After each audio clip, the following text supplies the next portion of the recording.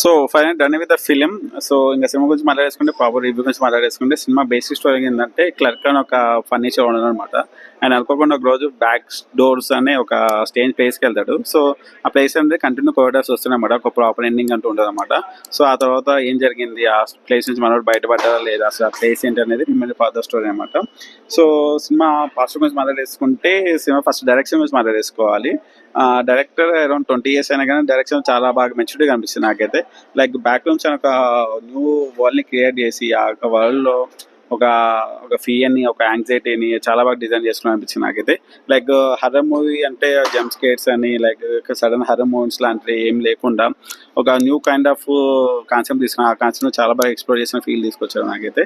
So అంటే మా ఒక బ్యాక్ నుంచి అనే కాన్సెప్ట్ని ముందుగా చాలా బాగా డిజైన్ చేసుకున్నారు. ఆ కారిడార్స్ కానీ, ఆ వియర్డ్ ఇమేజెస్ కానీ, అసలు ఏం జరుగుతుంది, అసలు ఏంది ఆ ప్లేస్ ఏంటి అనే ఆ క్వశ్చన్ మన మైండ్లో రన్ చేస్తున్న త్రూ అవుట్ ద ఫిలిం చాలా బాగా ప్రజెంట్ చేసిన ఫీల్ తీసుకొచ్చారు నాకైతే బ్యాక్గ్రౌండ్ సినిమా చూస్తున్నంతసేపు అయితే.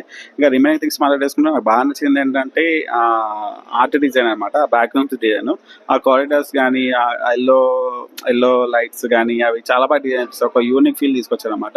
ఒక న్యూ వరల్డ్ని చాలా బాగా బిల్డ్ చేశారు ఫీల్ తీసుకొచ్చారు నాకైతే. లైక్ సినిమా చూస్తున్న సేపు మనం ఆ ప్లేస్లో ఇరుక్కోపోయిన ఫీల్ తీసుకొచ్చారు సినిమా చూస్తున్న సేపు అయితే. అండ్ సినిమాటోగ్రఫీ అయితే చాలా బాగుంది. మెయిన్గా ఫోన్ ఫోర్ చేసి షార్ట్స్ అయితే చాలా అంటే చాలా బాగుంది అనమాట. ఫస్ట్ హాఫ్లో ఉంటాయి, అవి చాలా బాగా యూజ్ చేసుకున్నారు. లైక్ మనం ఆ ప్లేస్ నుండి ఇరుక్కుపోయి మనమే ఆ ప్లేస్ ఉన్న ఫీల్ని తీసుకొచ్చారు అనమాట.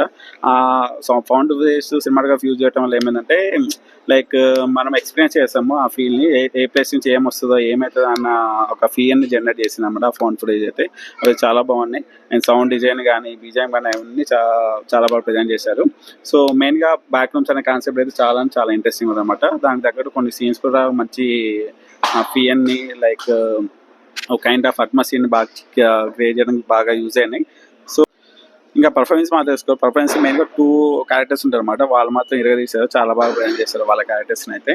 సో ఒక మేజర్ ట్విస్ట్ ఉంటుంది సెకండ్ హాఫ్లో, అది మాత్రం చాలా బాగా ప్రజెంట్ చేశారు ఆ ట్విస్ట్ని అయితే. తీసిన పాజిటివ్స్ అయితే. నెగిటివ్స్ వచ్చేసి ఆ సినిమాకి ప్రాపర్ స్టోరీ అంటే ఏం లేదనమాట.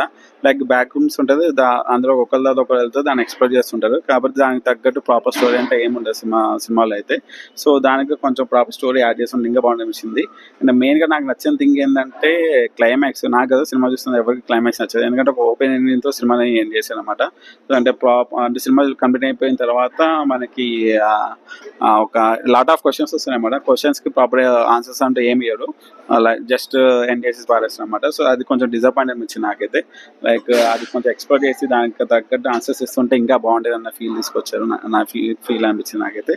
అండ్ ఇంకోటి ఏంటంటే సినిమా అంతా కాన్సెప్ట్ని ఎక్స్ప్లోర్ చేయడంలో ఉంటుంది. బ్యాక్ రూమ్స్ అంటే ఏంటి, ఆ కవర్డర్స్ ఏంటి, అది ఎక్స్ప్లోర్ చేయడంలో ఉంచారు. దానివల్ల ఏంటంటే కొన్ని సీన్స్ కొంచెం డ్రాగ్ అయినట్టు, లెంత్ ఉన్నట్టు ఫీల్ తీసుకొచ్చింది అనమాట నాకైతే.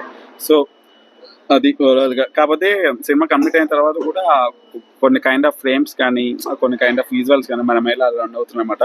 ఒక గుడ్ ఎక్స్పీరియన్స్ ఇస్తుంది సినిమా అయితే మనం హాల్లో చూస్తున్నప్పుడు. సో వాళ్ళు మాట్లాడేసుకుంటే ఇట్స్ ఏ గుడ్ వాచ్ అనిపించింది. Good watch horror experience. ఒక new kind of horror experience చేయాలంటే ఒకసారి థియేటర్కి వెళ్ళి చూసేయండి. అండ్ ఇంకోటి ఏంటంటే ఈసారి కూడా సర్ప్రైజెస్ లేవు. లాస్ట్ టైం అప్సెసర్కి బొక్క పెట్టారు, ఈసారి కూడా బ్యాక్గ్రౌండ్స్ బొక్క పెట్టారు. సర్ప్రైజెస్ దీంట్లో కూడా లేవు అనమాట.